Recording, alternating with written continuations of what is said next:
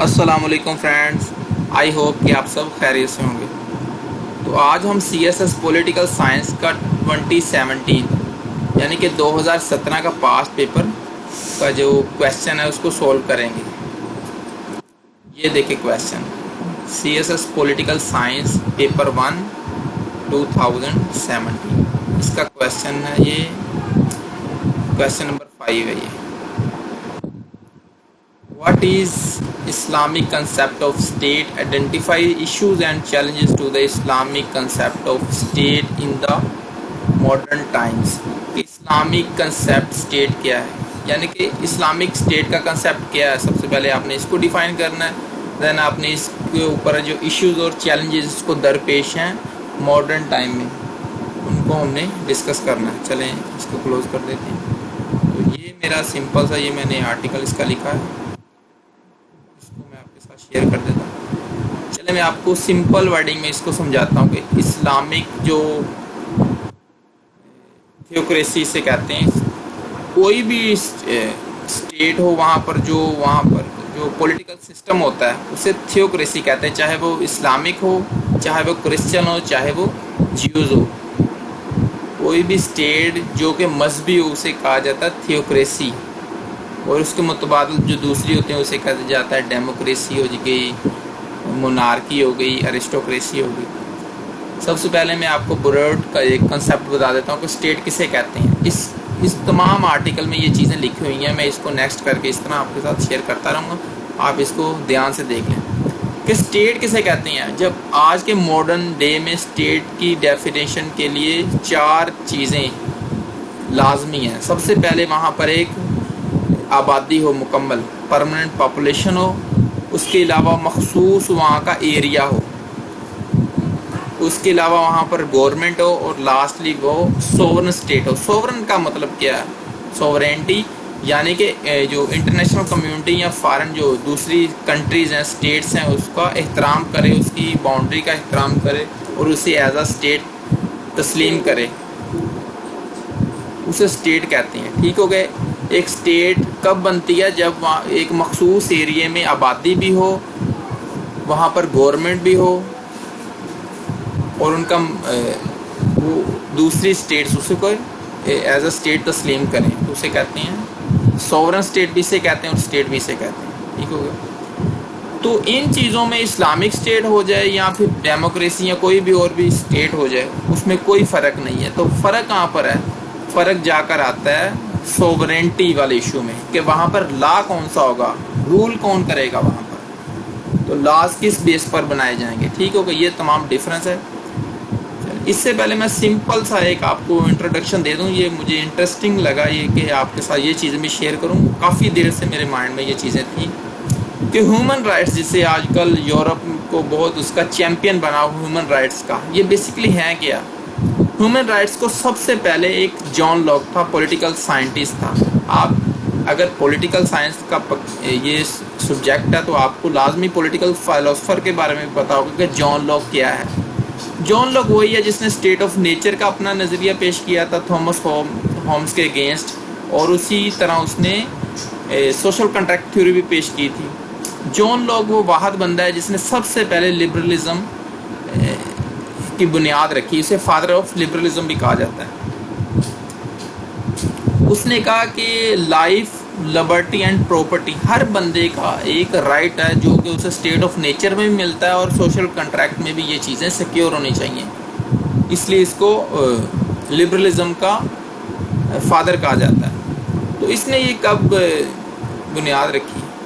इसने ये 18th century 1800 and something में इनकी डेथ हुई थी। तो इस तरह ये 18वीं सदी के ये पॉलिटिकल साइंटिस्ट हैं।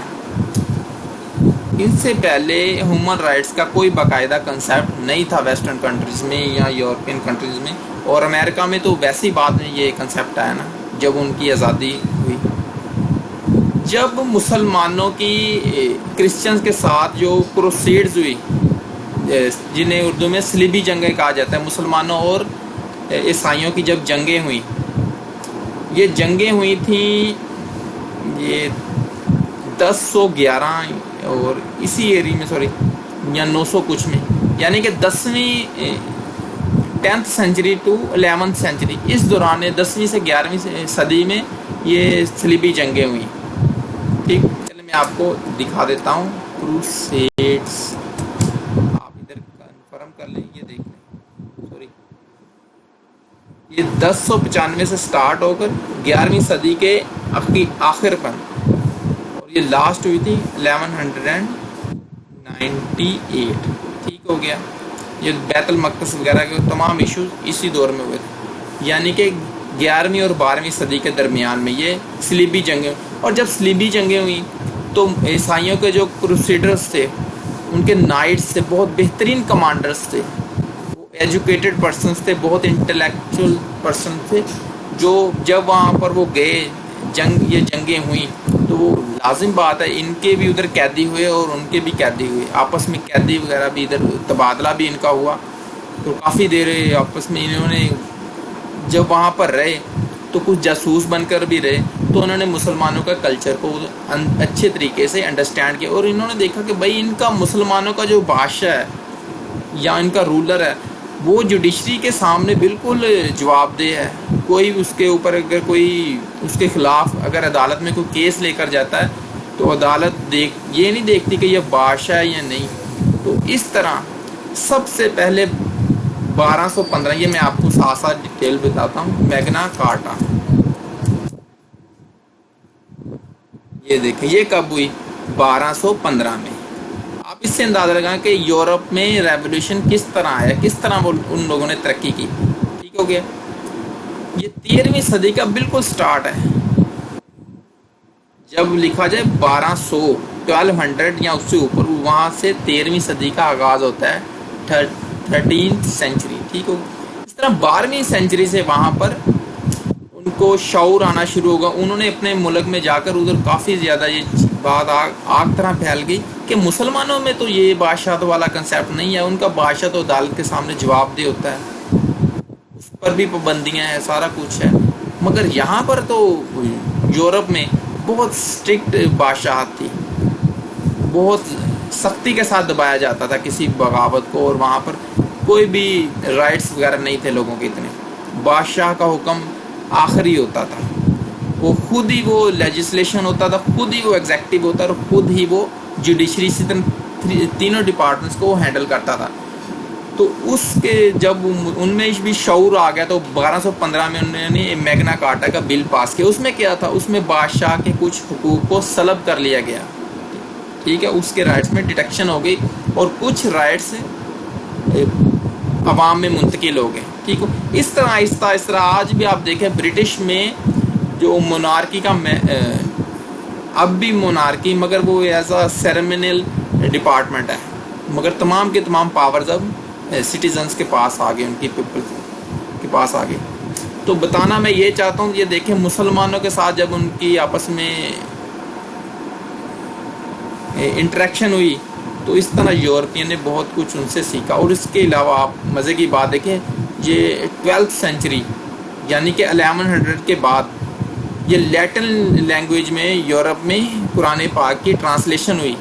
ٹھیک ہو گیا. انہوں نے یہ ترجمہ وغیرہ پڑھنا شروع کیا کہ اس کو انڈرسٹینڈ کیا کہ بھائی ان کا اتنا نظام بہترین ہے کہ اس لیے انہوں نے دیکھا کہ اس کا بیسک لا اس کے پیچھے قرآن پاک ہے، تو انہوں نے اس کو ٹرانسلیٹ کیا. اور اس طرح 17th سینچری میں یہ فرینچ لینگویج میں بھی ٹرانسلیٹ. آپ جانتے کہ فرانس کا جو انقلاب ہے یہ اسی چیزوں ان لوگوں نے بادشاہتوں کے یا جس طرح ان کو سپریس کیا جا رہا تھا اس کے خلاف انہوں نے بغاوتیں کی. تو اس کے پیچھے اسلامک سسٹم ہے، باقاعدہ اس مسلمانوں کا ایک سیٹ اپ تھا. یہ جو امریکہ نے 1848 میں وومن کو رائٹس کون سا دیا تھا؟ پراپرٹی کے عورتیں بھی پراپرٹی رکھ سکتے. اس سے پہلے عورتیں پراپرٹی رکھنے کا ان کے پاس رائٹ نہیں تھا، اور نہ ہی ووٹ کا حق تھا. ووٹ کا بھی حق بہت دیر بعد انہیں جو یونیورسل سفراج جسے کہا جاتا ہے وہ بہت دیر بعد ملا ان کو. جبکہ اسلام نے تو اپنے سٹارٹنگ ڈے سے ہی عورتوں کو حقوق دے دیے تھے، جس میں پراپرٹی کا رائٹ بھی ہے، جو کہ آج تک قرآن پاک کی آپ آیتوں میں دیکھتے ہیں کہ وومن کو یہ رائٹ دیا گیا ہے کہ وہ پراپرٹی رکھ سکتی ہیں. سارا یہ تمام یہ جو اس سے پیچھے میں مزید جاؤں، جب مسلمان یہ تہذیب و ثقافت میں بہت ترقی کر چکے تھے، ان میں امام غزالی جیسے انٹلیکچوئل پیدا ہوئے. یہ امام غزالی کو آپ ابھی دیکھ لیں، امام غزالی. سوری یہ تھوڑا لینتھی ہو رہا ہے، مگر جب تک آپ اس کو انڈرسٹینڈ نہیں کریں گے آپ کو کچھ بھی سمجھ. یہ دیکھیں یہ تمام کی چیزیں آپس میں مل رہی ہیں. ان کی ڈیٹ آف ڈیتھ ہے 1111. ٹھیک ہو گیا. تو میں پھر دوبارہ چلوں. انہوں نے ایک کتاب لکھی تھی، اس میں انہوں نے کوئی ایک ٹرم یوز کی تھی، مقاصد شریعہ. مقاصد شریعہ انہوں نے کن چیزوں کو، انہوں نے کہا کہ مقاصد شریعہ یعنی قرآن پاک میں جو ہیومن رائٹس دیے گئے ہیں، ان میں 6 رائٹس انہوں نے 5 کو یہ نوٹ کیا: protection of life, lineage, intellect, religion and intellect. اچھا، لائف کا تو آپ کو پتہ چل گیا کہ زندہ رہنے کا حق. یہ قرآن پاک سے انہوں نے آیتوں سے ریفرنس دیے ہیں، آپ مقاصد شریعہ کو سرچ کر سکتے ہیں. اس کے علاوہ انہوں نے کہا کہ ایک بندہ ایک شادی کے باقاعدہ بندھن بندھنے کے بعد اس کی ولادت ہو تو وہ بھی اس کا حق ہے کہ وہ ایک باقاعدہ ایک ریلیشن کے تھرو اس کی پیدائش ہو. ٹھیک ہے، آپ سمجھ سے رہے ہیں، میں اس کو زیادہ ڈیٹیل میں نہیں جا رہا. انٹلیکٹ یعنی کہ ہر بندہ کو عقل شعور رکھنے کا حق ہے، یعنی اس پر آپ پابندی نہیں لگا سکتے علم سیکھنے کو. اس کے علاوہ ریلیجن، ہر قسم کا ریلیجن جس کا بھی اس کو آزادی دی جائے گی اس کی. اور انٹلیکٹ، سوری یہ مجھ سے ڈبل ہو گیا، life, lineage, intellect and property. Sorry یہ پراپرٹی کا رائٹ، یہ مجھ سے ڈبل ہو گیا. چلو میں اس کو ٹھیک کر لوں. اچھا، پراپرٹی بھی نہیں رکھ سکتے، یہ قرآن پاک سے امام غزالی نے نکالے تھے. یہ تمام بکس جب یورپ میں گئیں تو انہوں نے اس سے بہت زیادہ استفادہ حاصل کیا. چلے میں پھر کویسچن کے اوپر آ رہا ہوں. میں اس کو کوشش کروں گا جلد سے جلد سولو. آپ اس کو ویڈیو کو ادھر اسٹاپ کر کے بھی دیکھ سکتے ہیں. چلیں. اچھا، بیسک ڈفرنس کیا ہے یہ اسلامک تھیوکریسی اور ویسٹرن ڈیموکریسی؟ یہ کیا ہو رہا ہے اس کو؟ ڈیموکریسی کیا ہوتی ہے؟ Rule of people by the people and for the people. کہ لوگوں کی ہی حکومت ہوگی، لوگ ہی وہاں پر رول بنائیں گے، اور تمام کا جو رول کہاں پر ہو، کن کے اوپر ہوگا؟ لوگوں کے اوپر. لوگوں کی حکومت لوگوں کے اوپر ہوگی. ٹھیک ہوگی. اس میں کوئی اور بندہ نہیں، نہ کوئی مذہب کے انٹرفیرنس ہوگی، نہ ہی کسی اور چیز کا انفلوئنس ہوگا. تو وہاں پر آپ جانتے ہیں کہ اگر انہوں نے ہم جنس پرستی کے اوپر ایک رول بنایا، ان کی میجورٹی نے اس کے اوپر ووٹ دیا، ٹھیک ہو، تو وہ ایک لا بن گیا، اور اس طرح وہ ایک ان کا حق بھی بن گیا، اور اس کے خلاف کوئی بات نہیں کر سکتا، نہ کوئی اس کے اگینسٹ کوئی جوڈیشری کچھ کر سکتی، نہ ہی ایگزیکٹو ہومو سیکسولیٹی پر. اس طرح کئی ان کے اس طرح ان کی وہاں جو بھی لا بنتا ہے، لیجسلیشن بنتی ہے، وہ کون لوگ بناتے ہیں؟ وہاں کی عوام میجورٹی کے ساتھ کسی بھی چیز پر وہ یہ نہیں دیکھیں کہ وہ صحیح ہے یا غلط ہے، کہ یا اس سے کسی مائنورٹی کو نقصان ہو رہا ہے یا میجورٹی کا فائدہ ہو رہا ہے، وہ کچھ نہیں ہے. وہ یہ بھی نہیں دیکھیں کہ اس سے کسی کی تہذیب کا میں خرابی ہو سکتی ہے یا کوئی اور. وہ ان کے مطابق صرف اور صرف عوام کی اکثریت کسی کے اوپر رائے دے دے، کسی ان کا انٹرسٹ بن جائے تو وہ لا بن جاتا ہے، وہ ان کا رائٹ بن جاتا ہے. مگر اس کے اگینسٹ اسلام میں کیا ہے؟ اسلام میں یہ چیز نہیں ہے. اسلام میں بیسک لا کو فالو کیا جاتا ہے.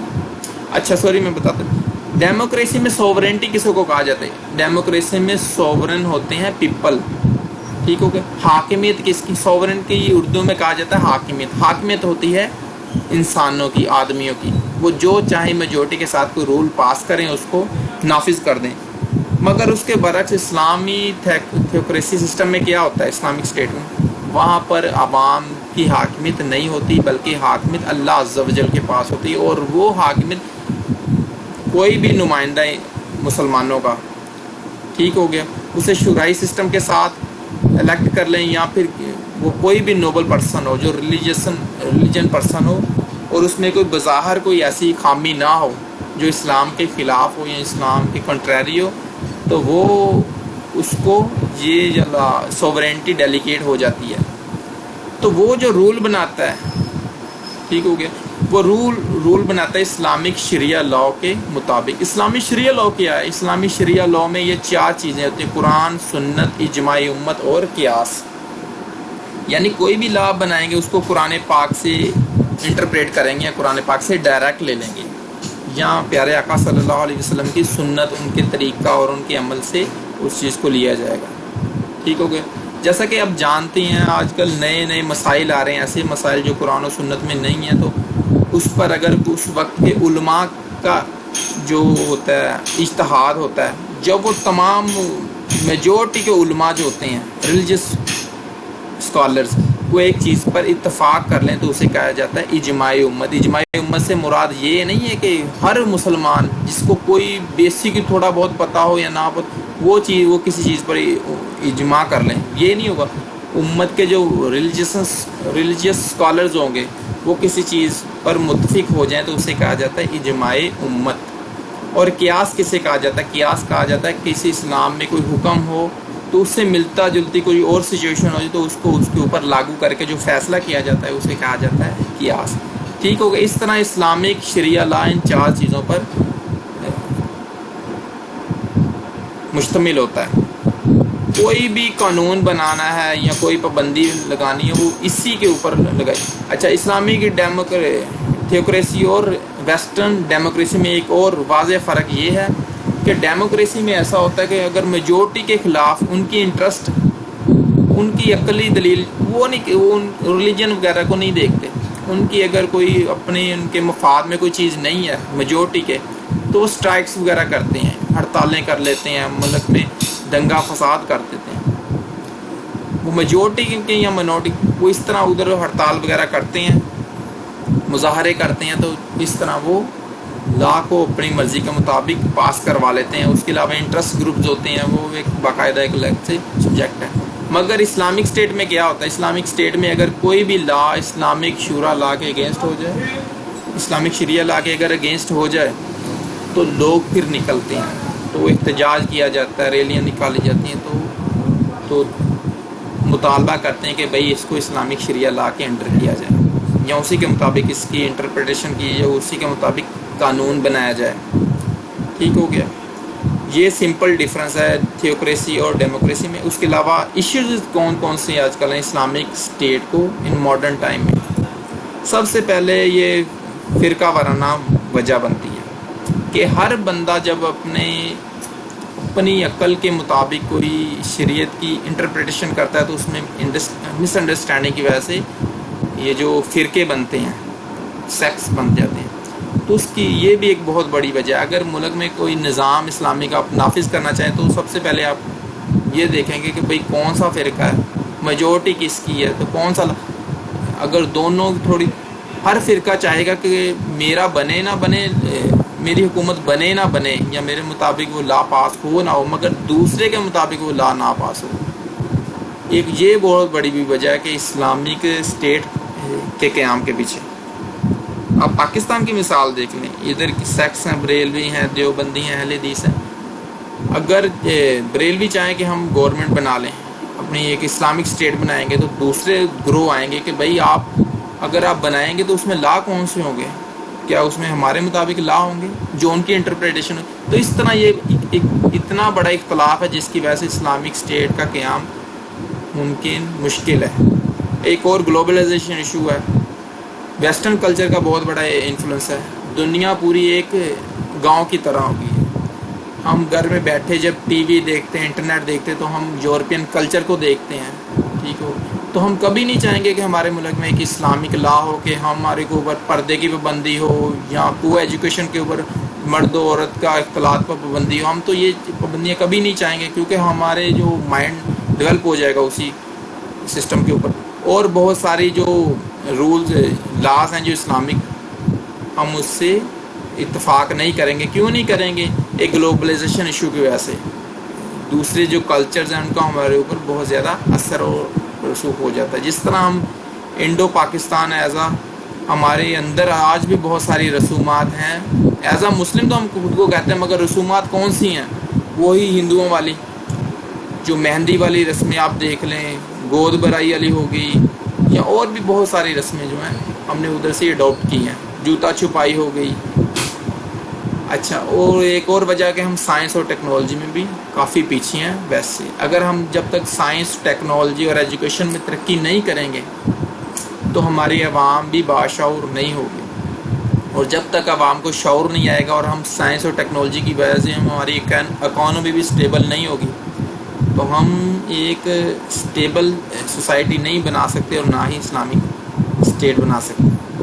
और इसके अलावा सेल्फ इंटरेस्ट ऑफ रूल, और इसके अलावा हुक्मरानों की अपने भी मुफादात। जब खिलाफत उस्मानिया का ख़ात्मा हो तो उसके पीछे अब तक जो किंगशिप सिस्टम चल रहा है सऊदी अरब में, ओमान में, कतर में, दुबई में, ये अपनी बादशाहतों के ऊपर पीछे पड़े हुए। उनको नहीं कोई मकसद कि इस्लामिक लॉ क्या है, इस्लामिक शरिया लॉ क्या है। और लास्टली मैं इसको जल्दी वाइंड अप करना, इंटरनेशनल प्रेशर्स हैं। जो स्ट्रॉन्ग नेशंस हैं, डेवलप कंट्रीज़ हैं, जैसे यूनाइटेड नेशन होगी, एक बाकायदा उनका ग्रुप है, तो वो भी कोशिश करते हैं कि इस्लामी ह्यूमन राइट्स की बेस के ऊपर पाबंदियाँ लगाएं। चलें, आजकल इतनी ही। अगर आपने चैनल सब्सक्राइब नहीं किया तो काइंडली चैनल सब्सक्राइब करें।